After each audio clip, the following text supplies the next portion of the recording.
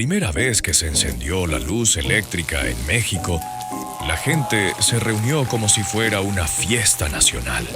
Y cuando brilló, hubo aplausos, gritos y hasta quienes se cubrieron los ojos.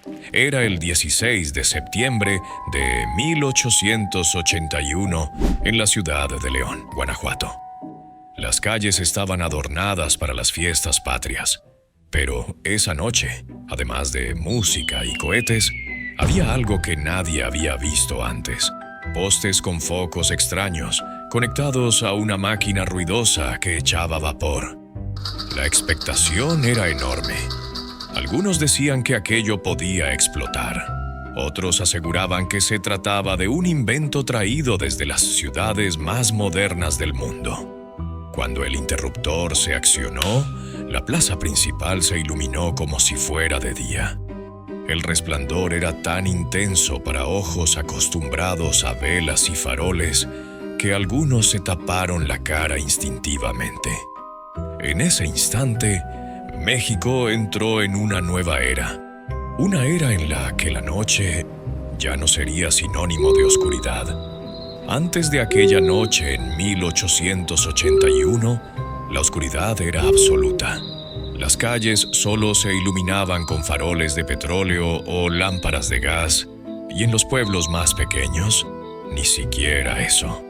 Cuando el sol se ocultaba, la ciudad quedaba envuelta en una penumbra espesa, interrumpida apenas por el parpadeo de una llama.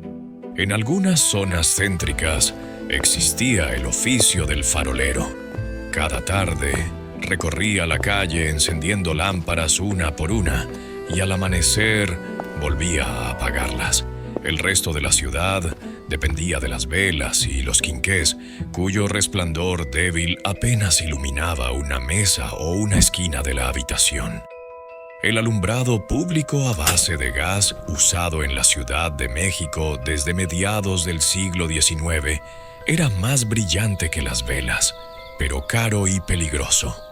Los escapes de gas podían provocar explosiones, y no eran raros los incendios causados por faroles mal colocados.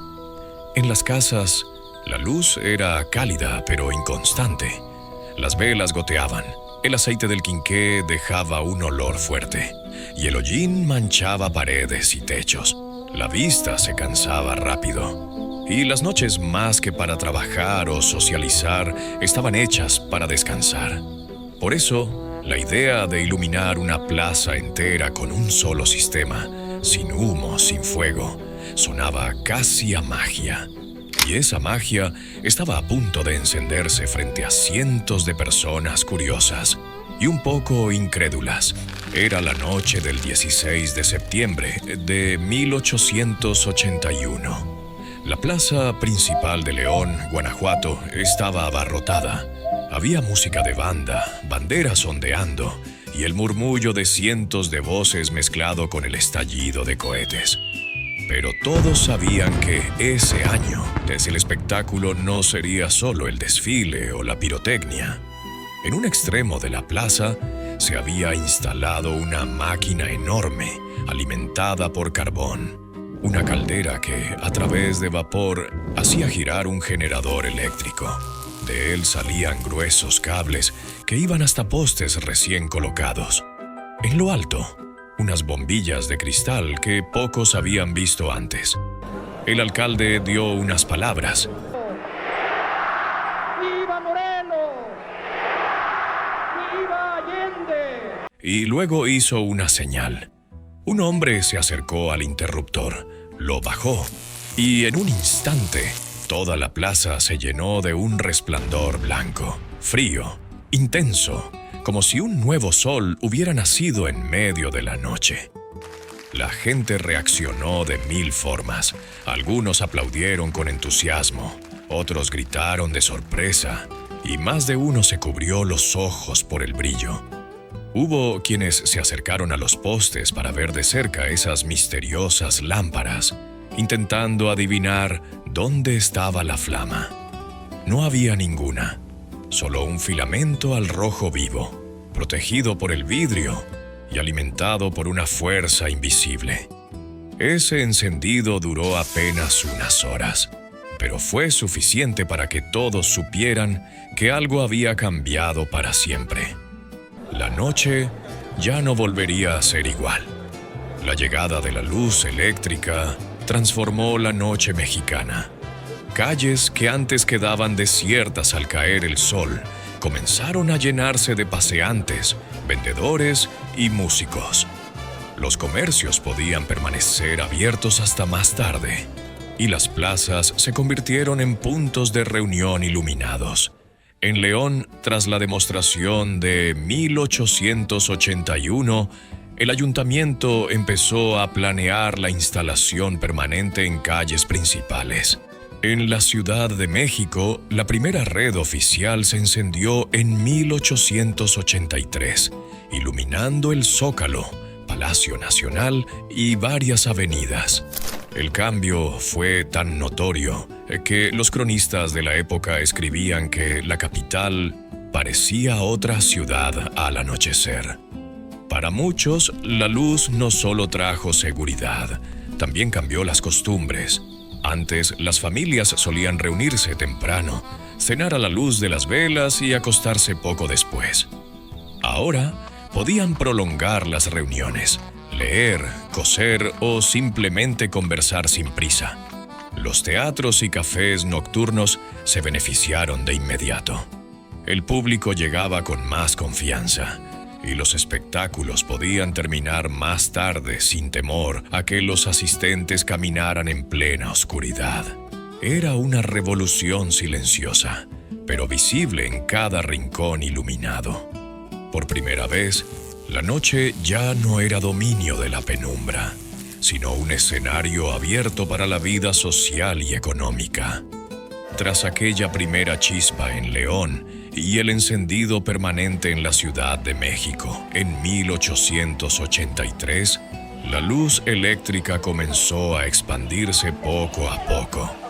Guadalajara instaló sus primeras lámparas en 1884, Monterrey en 1885 y Puebla en 1886. En cada ciudad, la llegada de la electricidad era anunciada como una fiesta y recibida como un signo de que el lugar estaba entrando en la modernidad. Durante el Porfiriato, el alumbrado público se convirtió en símbolo de prestigio. Las ciudades competían por tener más calles iluminadas, y las crónicas de la época describían con detalle cuántos focos y postes se habían colocado. No era solo una cuestión práctica, era una carta de presentación ante visitantes y comerciantes. Sin embargo, la luz no llegaba a todos por igual. En las zonas céntricas y de mayor poder adquisitivo, las lámparas eléctricas reemplazaron pronto a los faroles de gas. Pero en barrios periféricos y en pueblos pequeños, las velas y quinqués siguieron siendo la norma durante décadas. En muchos casos, la electricidad llegaría hasta bien entrado el siglo XX.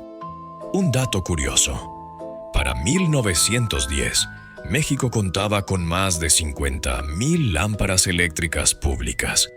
Una cifra impresionante para un país que aún tenía extensas áreas rurales sin acceso a este servicio. La luz ya no era solo un invento extranjero, se había convertido en un símbolo de orgullo local y en la promesa de un futuro más brillante. Un dato que pocos recuerdan es que, incluso en 1950, todavía había comunidades enteras que nunca habían visto una lámpara eléctrica encendida. Para ellos, la llegada de la luz fue tan impactante como lo fue para quienes la presenciaron por primera vez en 1881.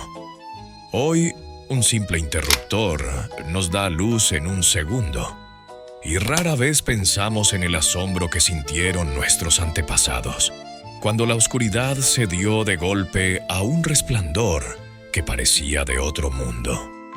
¿Te imaginas estar ahí, rodeado de tu familia y vecinos, y ver cómo la noche se transformaba en día ante tus ojos? suscríbete y sigamos viajando juntos a esos momentos que cambiaron la historia.